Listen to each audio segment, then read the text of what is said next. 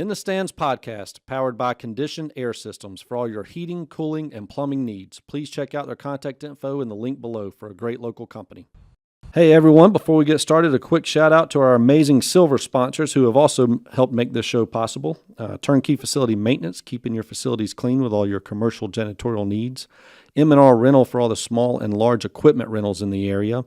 And Young at Heart Design, providing all the swag here on the podcast and for local school systems around here. Thank you to all of you. We appreciate you and we need you. All right, let's see. We're going to talk about last week's football, basketball season getting started. Highlights of upcoming football games for this next round of playoffs. Yeah. Is that what we're thinking? Okay. And you've got the scores and all that, correct? I do, yes. Okay. And Loggins, no notes? What are you doing? No. Okay. No, I have a guest here today. You have a guest. Yep. Oh, yeah. I know we're supposed to talk about it, but Yeah, clearly. Kind of. had a little backlash from last week's game at the Flay Ranch where you guys beat up on me a little bit. So I brought a friend of mine in. So, I didn't know you had friends. well, I thought the two of us were sitting here. That's being pretty. I don't even know if I no, it's phenomenal. don't even know if you know how to spell that. Can promise you didn't know how to spell it. And That's all I need to say. so we're going. So what are you going to talk about? He'll be here in a minute. Okay. You guys ready to start this podcast or what? No way. Yeah. No way. Let's do this. Awesome.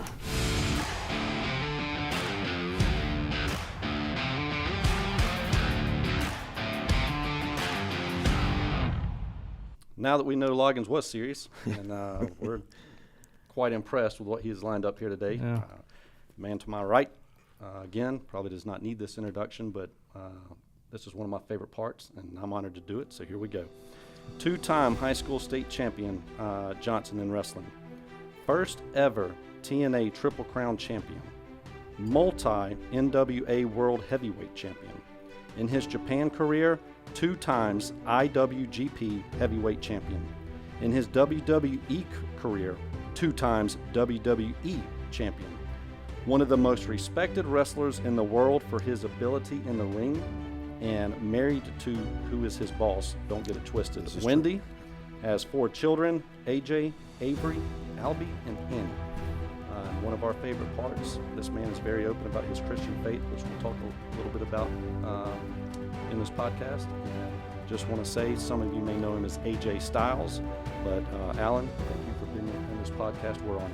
Oh, thanks for having me. Yeah. Appreciate it. Thank you. So, Alan, just tell us, obviously, we know everyone pretty much watching knows just phenomenal. See what I did there? Yeah, I appreciate that. Wrestling career, just unbelievable. Know you went to Johnson High School here in Hall County, so just a blessing to this county, just to see what you've done, just to show these student athletes what they can do with what we know is a lot of hard work. I'm sure blood, sweat, tears, all of it. So can you just give us a little rundown from where it started at Johnson and to where it's led now? Well, I can tell you this. I remember being in 8th grade, did not make the grades to play 8th grade football. And I was like, wow, this looks really awesome and cool. I should probably try and play in next year, my 9th grade year. And so I did that. And I was able to go out for the football team, made the JV team, and we went undefeated that year. But the cornerback coach was also the wrestling coach, Doug Thurman. And he's like, hey, I want you to come out for wrestling. Okay, I'll give it a shot. I attempted to play basketball when I was younger. Mind you, didn't have to be very good when you were in elementary school and whatnot. I could hit some sweet layups, but other than that, I could not shoot or anything. So my dad was a little upset because he enjoyed watching me play basketball. But so I go out for wrestling, and I remember a week into wrestling, I was like, Coach, this is too hard. I can't do this.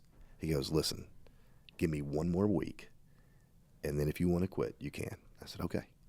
So Doug Thurman is one of a kind, and by that second week, I kind of started to fall in love with this sport. I had no idea what I was doing, and I can tell you, I started as a freshman at 152, 152 pounds, and I got waxed every match. I think I won 5 matches. This is including tournaments that whole season.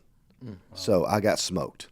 But it was a learning experience. I had no idea, some of the things, how rough you could be and all these things. It was just learning. It was, I say wrestling's a lot like life. It's all about experience. And that guy that I wrestled my freshman year, I wrestled him my first match my sophomore year. I got thrown out of that match for cussing him and calling him every name in the book because I wanted to hurt him because I'd got some experience now. I knew what I was doing, Yeah. And so, but it was one of those things, man. Like, I just loved it. I had the opportunity to hurt people, and I didn't get in trouble for it. Right. You can't cuss them, mind you, when you're doing it, which I did at in that particular match.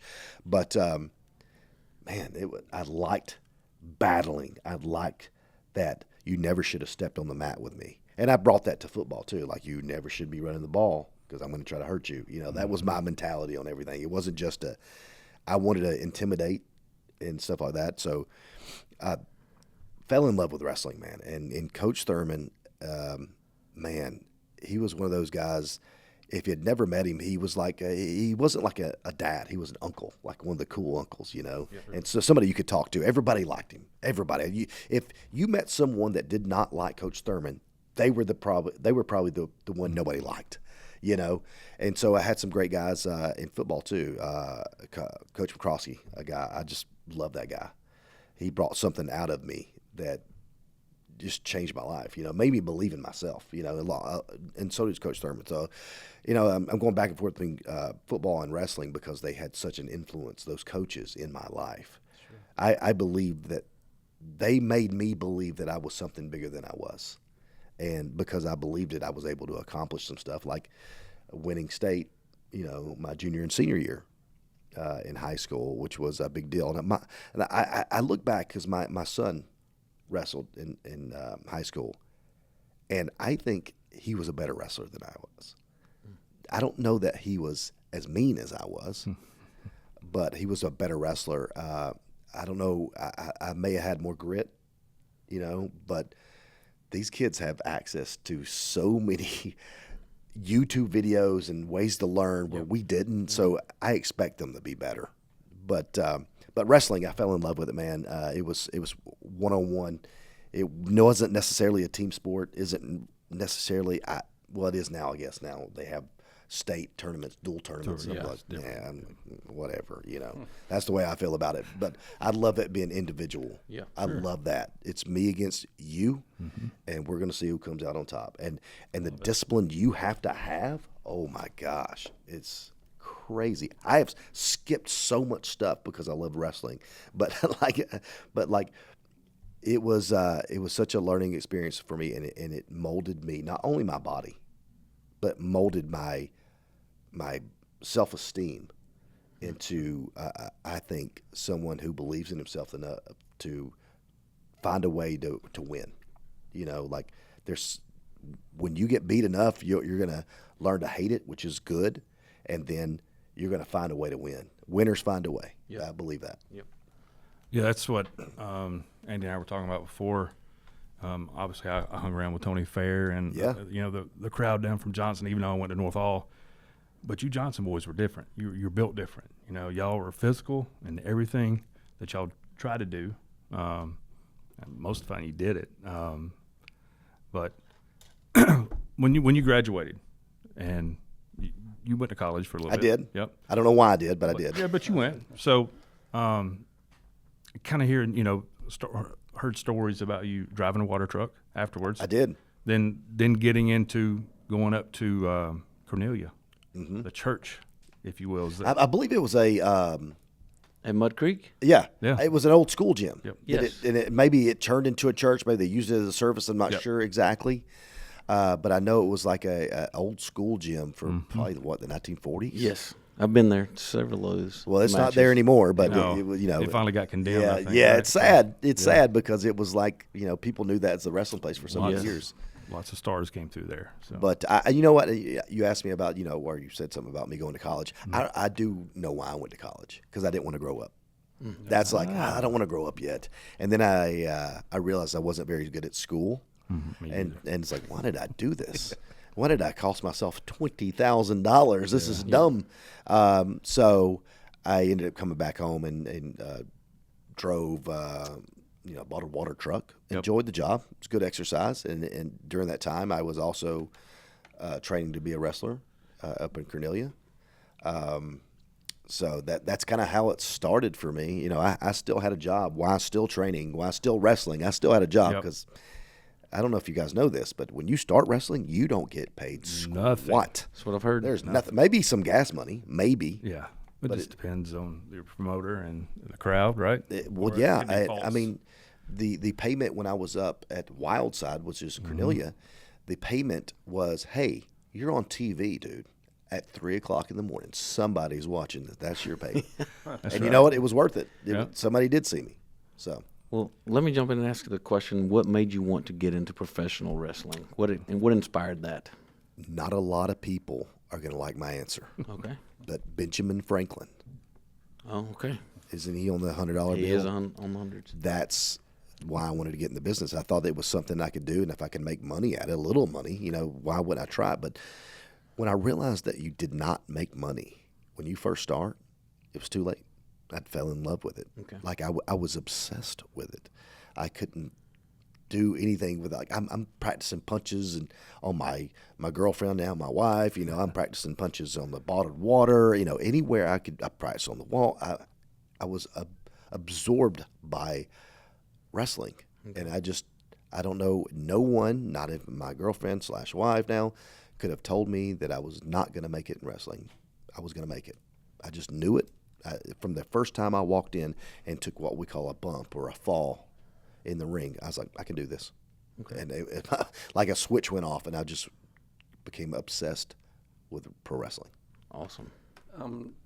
I'm interested to know, as wrestling, what it has evolved into. I think a lot of people are realizing now more than probably ever that,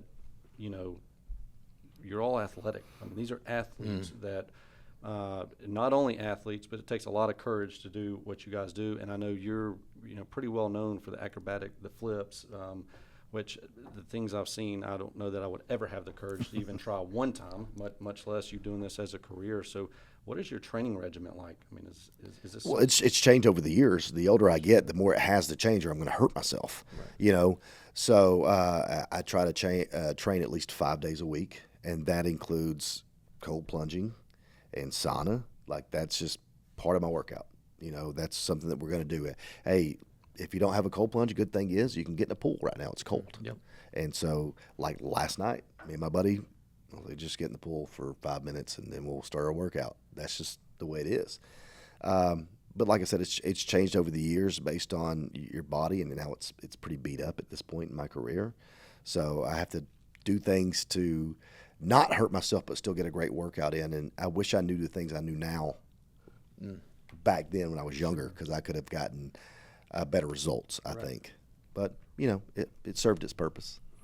Yeah, speaking of that, the rumors are going around about next year, maybe your final year of a full-time competitor. We try to keep it real here, so. That's all true, man. It's one of those things where my brain is like, we can still do this, dude. We still got it. And my body's like, we're dying. Yeah. We're beat up. You look great on the outside, but the inside you are junked up, man. And so it's a hard pill to swallow because you think you can, but your body isn't giving you the results that you'd like. And I don't want to be one of those guys. And I know a lot of these guys, the legends that have gone and retired, have said the same thing. They do not want to get in a position where they're not their character anymore. I don't want to be in the position where I'm not AJ Styles anymore. That scares me the most. So we'll see what happens. Part of me believes that maybe I shouldn't say retirement. Maybe I should just leave, because so many times guys have come back. Yeah. Shawn Michaels, a guy I respect so much, he came back for that last match, and I know that he wish he hadn't, but his pocketbook thanks him, So I understand that, and it's hard to turn down when somebody's willing to pay you for Benjamin something. Franklin. Benjamin Franklin. Yeah, Benjamin Franklin. So I get it, and I understand it, and why wouldn't you? If the ATM still putting out money, why wouldn't you go take Sure. it? So I get it. So we'll just have to see where it's taking us. But if I can get the job that I want within the WWE, it will change a lot of things for me. Okay. So we'll see what happens. Well, good luck to that. Well, I was going to ask, because a lot of people don't know the grueling schedule that wrestling has, because they're traveling 200, 250 days a year, correct? Well, now everything has changed. Okay. Because it's not ran by Vince McMahon anymore. It's ran by TKO. Okay. So it's a lot of older gentlemen sitting around a table, maybe a couple women, and maybe they don't see a reason to have what we call live events where it's not on TV, but it's in front of live crowds. Right. We're not doing those as much anymore. Okay. So we're not on the road. In fact, this is the easiest it's ever been for me as far as my schedule goes. Okay. It's crazy. But the problem with that is that younger talent aren't able to learn because they don't have that experience in the ring. So that worries me going, in the future for WWE's, that I'm worried that the product may suffer a little bit because they don't understand that we need these matches to get better. Oh yeah.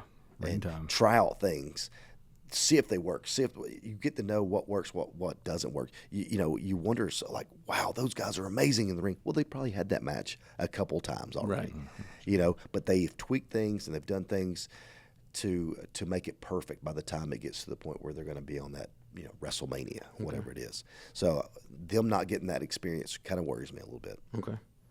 I'm sitting here thinking that, I'm sure a lot have heard the story of Tom Brady that, when he first made the Patriots that first season, and he was a late round draft pick. And so I've heard the story Bill Belichick tells that basically when it came down to the final cut, he basically had two names on his desk, and it was Tom Brady, and at the time it was, I don't remember the other name, but basically Bill Belichick said it literally came down. He said it was such a tough decision, I almost flipped a coin over it. But he said last second I thought, I'm going to keep the quarterback just in case. And, so of course the rest is history with Tom Brady in his career, and it was just to think that it was just almost gone. So I'm sitting here listening to you, and all I keep thinking is, you were 1 week away from quitting in high school, and Coach Thurman had not talked you into coming back, and look at what it has turned into. It's just remarkable. I don't think I've talked to my wife about this and how influential Coach Thurman was for me, and he doesn't understand what he did. If he hadn't gotten me into wrestling, I wouldn't have fallen in love. But that doesn't mean I wasn't making very good grades. Still, I was struggling. I go back and I go, why did I struggle so much? Well, I know now, ADD, I'm sure, dyslexic, I'm sure. I haven't been diagnosed, but I guarantee you I had. But so I struggled in high school. But there was a moment where I failed math, and I needed that class. And Coach wouldn't talk to the teacher and see if there was some stuff I could do to make up work so I could get a 70, so I could pass. Had I not passed, had I had to quit wrestling, I'd had to quit football. I would have quit school. There's no reason for me to be there. Had I quit school, I never would have met my wife. My life would have been so different at this point. Who knows where I'd been? Right. So I am so thankful that Coach was such a blessing in my life. He has no idea how much he changed me, not just my attitude and everything that goes along with it, but literally the life that I have today. It wouldn't have been what it would have been had he not talked to my math teacher. Wow. And she not been sweet enough to let me make up some work, So that's, again, I go back to coaches and how much they mean to me, because I don't know where I'd been without them. My dad, he wasn't a terrible dad. He was just an alcoholic. Okay. So I didn't have that father figure, but I had some cool uncles/coaches, that I could look up to. That's awesome. What is your pre-match routine like? Pre-match routine. Well, it used to be a lot of jumping, getting ready, jumping, stuff like that. Now it's stretching. Now it's stretching, trying to warm up, trying to get these old bones to get going and everything else. But a lot of stretching, and when I go out and do my little thing right before I throw my hood off on my entrance, there's a prayer that happens right there. Mm-hmm. And then game on. Okay. Tunnel vision from there on out. Everybody, hey man, did you see me out there? I was in the front row. I said, no. I didn't see anybody. I just seen a sea of people. That's about it. That's right. Wow.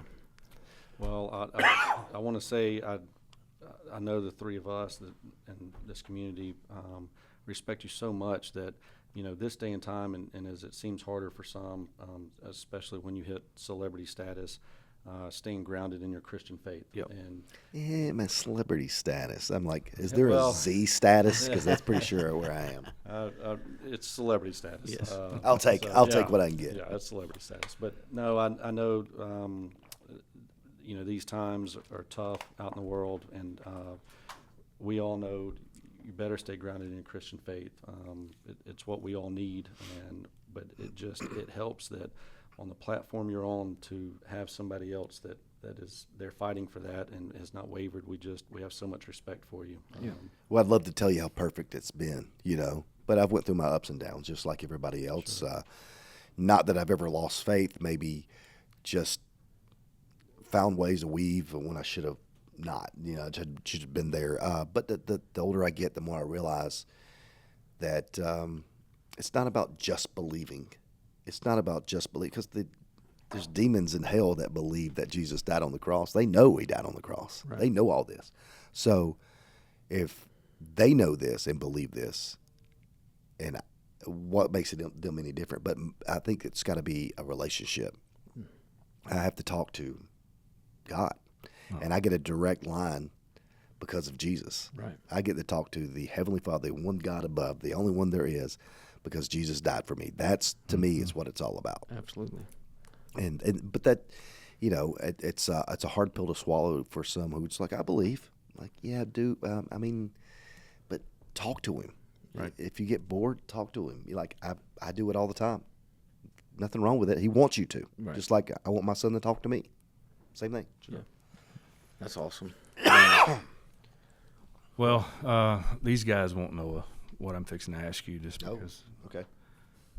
they're not into it like I am. Whoa.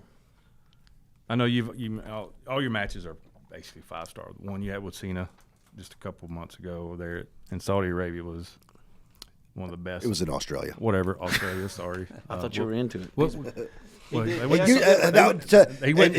In your defense, Yeah. it was called Crown Jewel, which has only been Okay. in Saudi Arabia. Okay. This is the only one that we've had called Crown Jewel in Australia. So Okay. Loggins did actually used to wrestle, so No, I didn't. I was part of the show. I didn't actually, do. been hitting it. So He was the one that everybody hated. yeah, I love to be in a hill. But anyway, I've got 2 questions. Your Mount Rushmore, Mount Rushmore, it always changes. okay?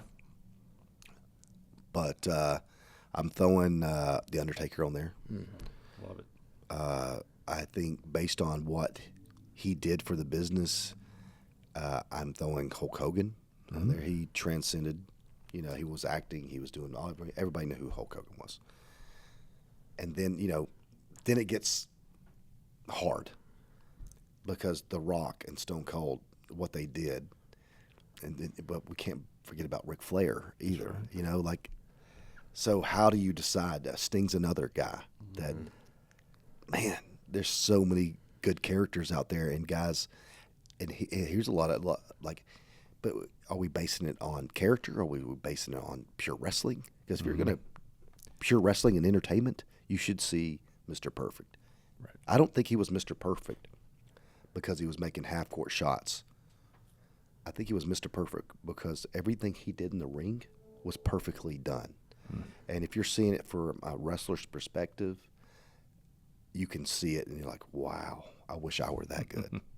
So there's a lot of guys on there, and I think it's going to constantly change based on what you've seen and what you understand. So these will forever change on me. Because those guys that I just named are so, influential in pro wrestling. Like, what would it have been without them? Oh, Who knows? Yeah. Would it have been as big? Listen, Vince McMahon, as much as some dumb stuff he has done, man, he may have been a genius when it comes to booking. Yeah. I mean, because I've had the conversation like, this isn't going to work. And I've said it to him. And then I had to come back and I had to apologize. I'm like, you're right again. You know? So there's a lot of guys that had a big hand in how wrestling got to where it is today. And I don't think with, even some of the smallest characters, because you got to have the jobbers. Even with all those guys, man, who knows where it'd been if we didn't have them. Mm-hmm. So Yeah. my Mount Rushmore will always keep changing. Undertaker's probably going to be up there forever, and probably. Yeah, that match you and him had, that was. Hey, listen, my claim to fame is that that was the COVID 2020, right? My claim to fame is not that I had the Undertaker's last match. My claim to fame is that we saved WrestleMania with that match. I don't know how many people agree, but I know that's the one they talk about. Well, it's unreal, the matches, but the stiffest wrestler you've ever went against. Stiff. And the stiff is, can I explain to them? Yeah, I mean, it was like we're supposed to be entertainment, but sometimes things are a little more snug than we'd like. Sure. I don't know that there's one guy that I would pick being stiff because I kind of like it that way. I like taking me to that place where it's a fight. I like that. So it's hard for me to know one guy that I go, oh, he was really stiff, And that's where you're actually really getting hit some. And it's freaking bring it. Yeah. I've told many a guys, I'd rather you murder me with something than miss me completely. Oh. Yep. Because a lot of times, people would say we're carnies, like the fair, like we're carny guys, Yeah. And talking to a friend last night, he's like, "No, you're not carny. You're magicians. Because look over here, and it's done over here. Like you don't see some of the things that we're doing, and we've gotten really good at it." I was like, "Dude, that is a perfect way to put it." I would agree. Because the good ones, you would swear we're pissed at each other. Oh, yeah. And so, and one of my things is I'm not the biggest guy in the world. That's why I had to do all the flips and stuff like that, because I wasn't the biggest guy in the world. But I was going to look like the meanest guy, So every one of my shots, whether it's a punch or a forearm or a kick, it's going to count. I have to make every shot count. There's no wasted movement with what I'm doing. So I try to make my stuff look as real as it possibly can. And sometimes you may not like it. If we're close to a fan, here it comes. Yeah. They're going to believe I hit you because I am. Yeah. But it won't knock your teeth out, but it'll just be in there.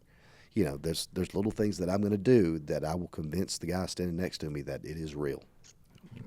So that's what we're supposed to do. Listen, I'm not telling you it's not entertainment. Right. I'm just telling you, if I can make you believe that for 1 second we really are pissed at each other, then I've got you. Yeah. I've got you entertained because you don't know anymore. Yep. And it really hurts. Yeah, I'm sure. So what move or skill are you most proud of mastering throughout your career? I would love to tell you that I've mastered them all, but it's just so difficult. It's not even the moves are easy. Okay. Moves are easy. The hardest thing is to remember what just happened to you, because you have to sell that. I have to make you believe that my leg is now hurting. That's the hardest thing. A lot of people don't know that or understand that. Like, it's very difficult because you got to remember everything in that match has happened. You got to remember to shake something off if it's still, because we got to keep moving. That's the hard part. Moves are easy. Everybody thinks it's the moves.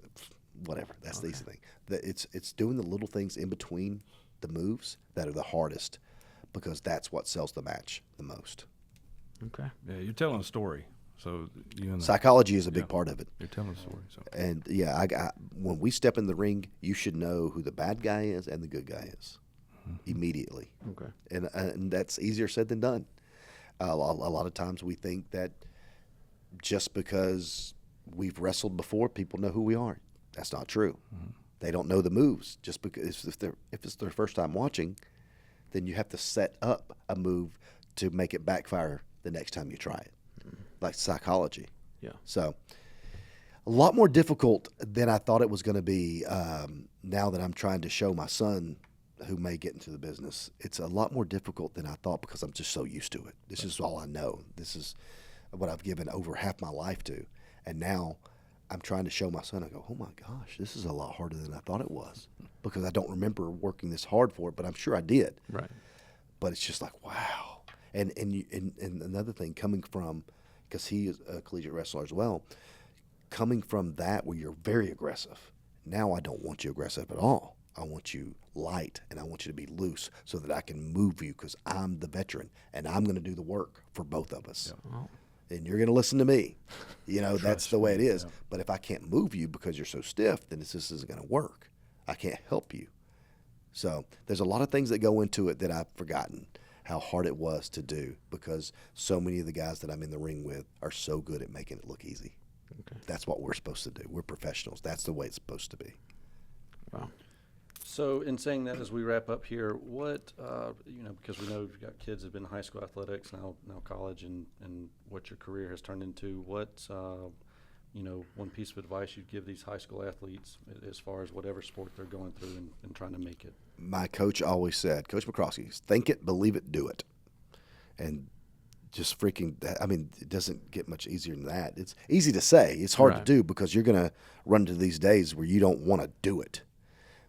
But those are the days you get better, is when you don't want to do it and you freaking kill it anyway. I think Mike Tyson says you have to do something and even though you hate it, act like you love it. And I was like, yeah, that's exactly the way it is. If you love something, at some point, listen, I don't want to go to work, because it is a job. Yeah.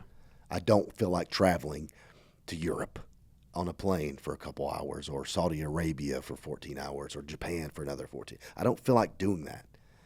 But, man, when you get there and you experience that crowd and those fans, it's all worth it. And it can be so much fun if you'll let it be, So take advantage of the situations that you've gotten. I certainly had to tell myself this a couple times. I'm like, dude, I actually told someone this today. I did not want to go to work. I did not want to go to the arena. I didn't feel like it today. And as we're driving to the arena, it was in Green Bay. As we're driving to the arena, it's cold, and there's a guy with a shovel digging on the side of the road. Snow on the ground. I go, I am a douchebag. You know what I'm saying? Yeah. Like, it was that moment. I was like, man, you've got one of the best jobs in the world, and you really love to do it. Right. It's fun. You get to hang out with some great people. So just suck it up, dummy. Like a lot of you have to check yourself sometimes, and that was one of those times. Well, from the three of us, from the community, we cannot thank you enough for being on here. I know everyone's going to love hearing from you. To everyone, if you have not realized yet, but thank you to Lakeview Academy for letting us come on site today for this episode. And I know everybody's going to love this. So, absolutely. Anytime you want to come back, just thanks to Wendy for helping. She set this up. Yeah, she did. I want to say this, because I think I left this out, and this is very important. I had nothing when I was growing up, nothing, and I lived in a trailer with 5 other people: my mom, dad, and my 3 brothers, and we had nothing, and we found a way to be successful in our own way.